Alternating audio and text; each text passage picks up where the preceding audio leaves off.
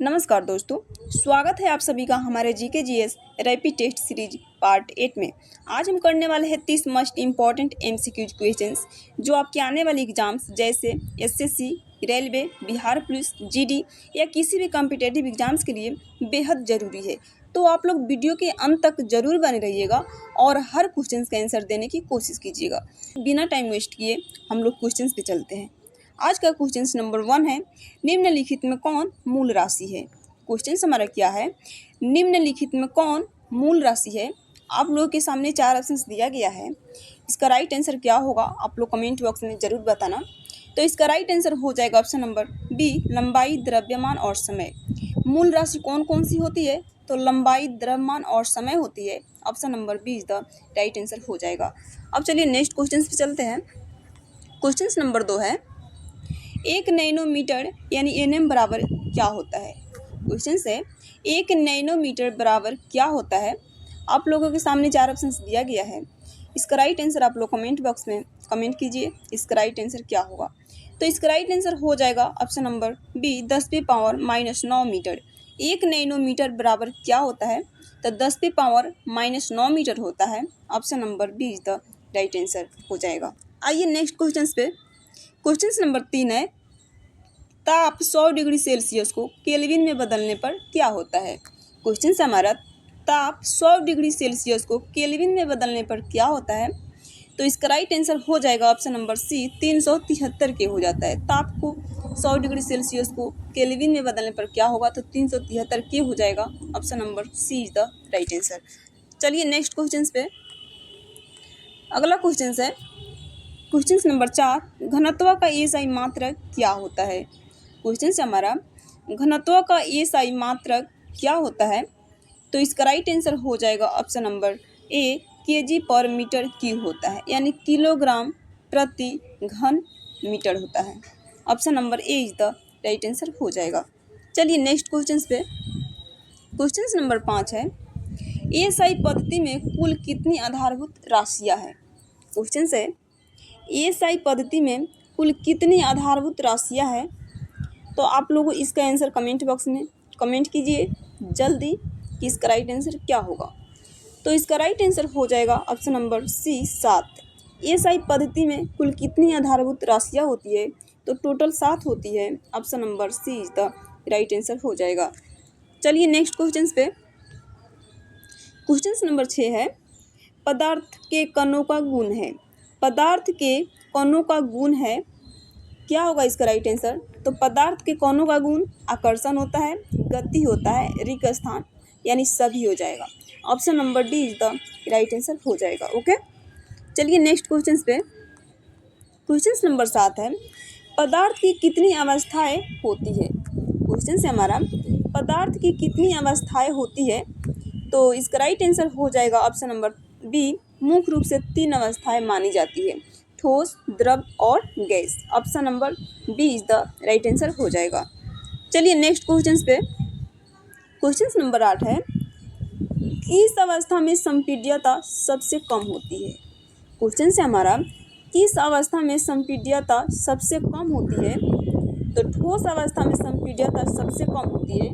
इसका right answer हो जाएगा option number A is the right answer. आइए नेक्स्ट क्वेश्चन पे। क्वेश्चन नंबर 9 है, वाष्पीकरण की प्रक्रिया किससे बढ़ती है। क्वेश्चन से हमारा वाष्पीकरण की प्रक्रिया किससे बढ़ती है। तो इसका राइट आंसर हो जाएगा ऑप्शन नंबर ए, ताप में वृद्धि। अगर ताप में वृद्धि होती है तो वाष्पीकरण की प्रक्रिया बढ़ती है। तो इसका राइट आंसर हो जाएगा option number A is the right answer. Okay, चलिए नेक्स्ट क्वेश्चन पे। क्वेश्चन नंबर 10 है, गैस से द्रव में परिवर्तन कहलाता है। क्वेश्चन से गैस से द्रव में परिवर्तन क्या कहलाता है। तो इसका राइट आंसर हो जाएगा ऑप्शन नंबर बी, संघनन। गैस से द्रव में परिवर्तन क्या कहलाता है, तो संघनन कहलाता है। Option number B is the right answer हो जाएगा। ठीक है, चलिए नेक्स्ट क्वेश्चन पे। क्वेश्चन नंबर 11 है, कोशिका की खोज किसने की। क्वेश्चन से हमारा क्वेश्चन नंबर 11, कोशिका की खोज किसने की। तो आप लोग इसका राइट आंसर कमेंट बॉक्स में दीजिएगा, क्योंकि ये कितने बार क्वेश्चंस मैंने करा चुकी हूँ। ओके, तो इसका राइट आंसर आप लोग कमेंट बॉक्स में दीजिएगा। चलिए नेक्स्ट क्वेश्चन पे, क्वेश्चन नंबर 12 है, कोशिका की आत्महत्या की थैली किसे कहते हैं। क्वेश्चन हमारा, कोशिका की आत्महत्या की थैली किसे कहा जाता है। आप लोगों के सामने 4 ऑप्शंस दिया गया है। इसका राइट आंसर आप लोग जल्दी कमेंट कीजिए, इसका राइट आंसर क्या होगा। तो इसका राइट आंसर हो जाएगा ऑप्शन नंबर बी, लाइसोसोम। आत्महत्या की थैली किसे कहा जाता है, तो लाइसोसोम को कहा जाता है। Option number B is the right answer हो जाएगा। चलिए नेक्स्ट क्वेश्चन पे, क्वेश्चन नंबर 13 है, सबसे लंबी कोशिका कौन है। क्वेश्चन से हमारा, सबसे लंबी कोशिका कौन है, तो इसका राइट आंसर हो जाएगा ऑप्शन नंबर सी, तंत्रिका कोशिका। सबसे लंबी कोशिका कौन है, तो तंत्रिका कोशिका हो जाएगा। Option number C is the right answer. Okay, चलिए नेक्स्ट क्वेश्चन पे, क्वेश्चन नंबर 14 है, कोशिका झिल्ली का गुण क्या है। क्वेश्चन से हमारा, कोशिका झिल्ली का गुण क्या होता है। आप लोगों के सामने 4 ऑप्शंस दिया गया है। इसका राइट आंसर आप लोग जल्दी कमेंट कीजिए, इसका राइट आंसर क्या होगा। तो कोशिका झिल्ली का गुण क्या होता है, तो चयनात्मक और पारगम्यता होता है। क्या होता है, तो चयनात्मक पारगम्यता होता है। Option number C is the right answer हो जाएगा। ओके, चलिए नेक्स्ट क्वेश्चन पे, क्वेश्चन नंबर 15 है, माइटोकॉन्ड्रिया का कार्य क्या है। माइटोकॉन्ड्रिया का काम क्या होता है, तो इसका राइट आंसर हो जाएगा ऊर्जा उत्पादन करना। माइटोकॉन्ड्रिया का कार्य क्या होता है, तो ऊर्जा उत्पादन होता है। Option number A is the right answer हो जाएगा। दोस्तों, अगर आपने अभी तक 10+ क्वेश्चन सही किए हैं तो आप सही ट्रैक पे हैं, लेकिन ध्यान रहे असली कंपटीशन अभी बाकी है।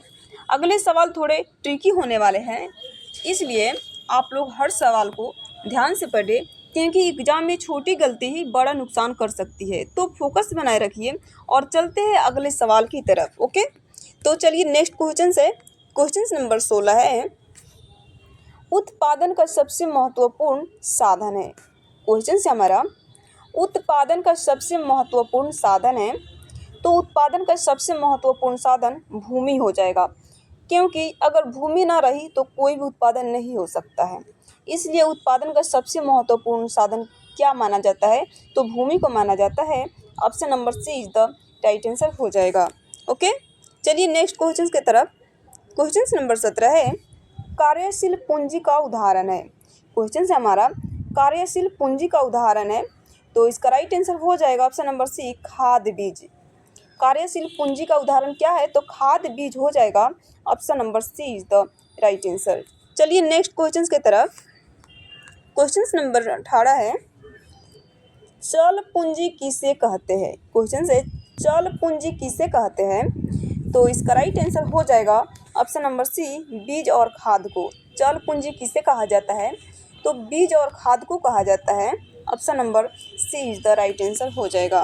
ओके, अब चलिए नेक्स्ट क्वेश्चन की तरफ, क्वेश्चन नंबर 19 है, मानसिक श्रम का उदाहरण है। क्वेश्चन से हमारा, क्वेश्चन नंबर 19 मानसिक श्रम का उदाहरण है। आप लोगों के सामने 4 ऑप्शंस दिया गया है। इसका राइट आंसर आप लोग कमेंट बॉक्स में कमेंट कीजिए, इसका राइट आंसर क्या होगा। तो इसका राइट आंसर हो जाएगा ऑप्शन नंबर सी, वकील द्वारा बहस। मानसिक श्रम का उदाहरण क्या है, तो वकील द्वारा बहस हो जाएगा। Option number C is the right answer हो जाएगा।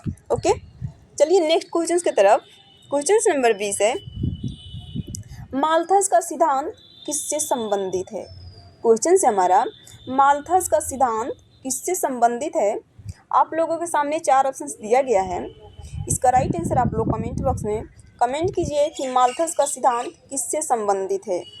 तो इसका राइट आंसर हो जाएगा ऑप्शन नंबर बी, जनसंख्या से। माल्थस का सिद्धांत किससे संबंधित है, तो जनसंख्या से संबंधित है।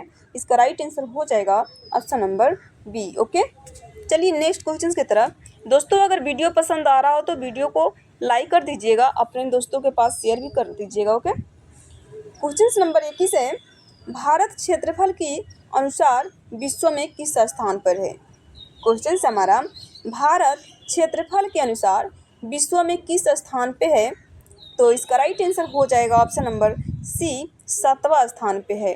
भारत क्षेत्रफल के दृष्टि से विश्व में किस स्थान पे है, तो 7वां स्थान पे है। Option number C is the right answer हो जाएगा। ओके, चलिए नेक्स्ट क्वेश्चन की तरफ।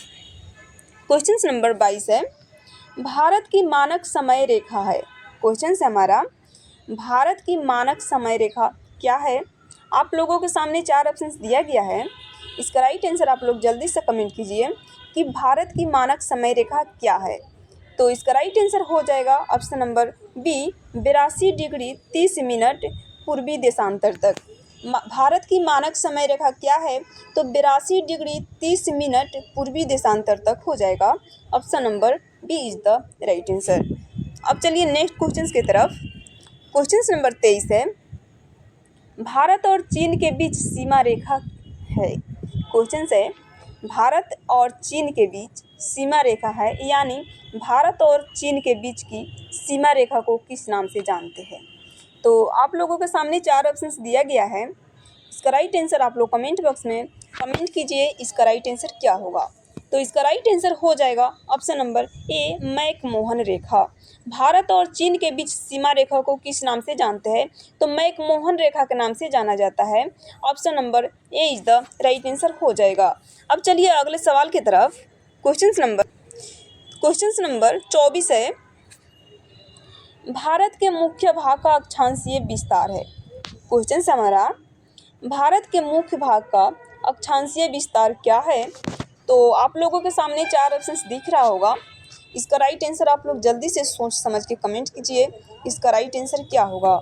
तो इसका राइट आंसर हो जाएगा option number A, 8 degree 4 minute से 37 डिग्री 6 मिनट तक। भारत के मुख्य भाग का अक्षांशीय विस्तार क्या है, तो 8 डिग्री 4 मिनट से 37 डिग्री 6 मिनट तक है। Option number A is the right answer हो जाएगा। चलिए अगले सवाल की तरफ। क्वेश्चन नंबर 25 है, लोकतंत्र की प्रसिद्ध परिभाषा किसने दी। क्वेश्चन है हमारा, लोकतंत्र की प्रसिद्ध परिभाषा किसने दी। तो इसका राइट आंसर हो जाएगा option number C, Abraham Lincoln ने। लोकतंत्र की प्रसिद्ध परिभाषा किसने दी थी, तो अब्राहम लिंकन ने दिए थे। Option number C is the right answer हो जाएगा। ओके, चलिए नेक्स्ट क्वेश्चन की तरफ। क्वेश्चन नंबर 26 है, वास्को डी गामा ने भारत के समुद्री मार्ग की खोज किस वर्ष की थी। क्वेश्चन है हमारा, वास्को डी गामा ने भारत की समुद्री मार्ग की खोज किस वर्ष की थी। तो इसका राइट आंसर सबको पता होगा। इसका राइट आंसर आप लोग कमेंट बॉक्स में कमेंट कीजिए कि वास्को डी गामा ने भारत के समुद्री मार्ग की खोज किस वर्ष की थी। ओके, अब चलिए अगले सवाल की तरफ। क्वेश्चन नंबर 27 है, कुतुबनुमा का आविष्कार मूल रूप से किस देश में हुआ था। यानी कुतुबनुमा का मतलब दिशा सूचक यंत्र का आविष्कार मूल रूप से किस देश में हुआ था। तो ऑप्शन नंबर बी, चीन में हुआ था। कुतुबनुमा यानी दिशा सूचक यंत्र का आविष्कार कहाँ पे हुआ था, तो चीन में हुआ था। Option number B is the right answer हो जाएगा। ओके, आशा करते हैं कि आप लोगों को बहुत अच्छे से समझ में आ रहा होगा।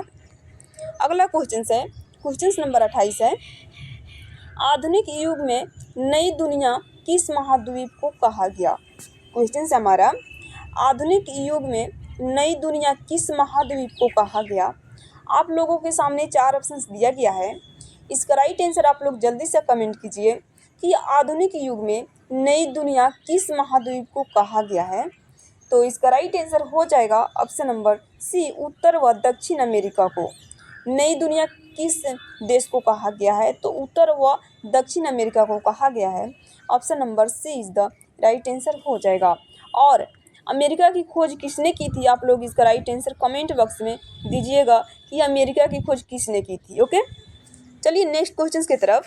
क्वेश्चन नंबर 29 है, उत्तमाशा अंतरिक्ष की खोज किसने की थी।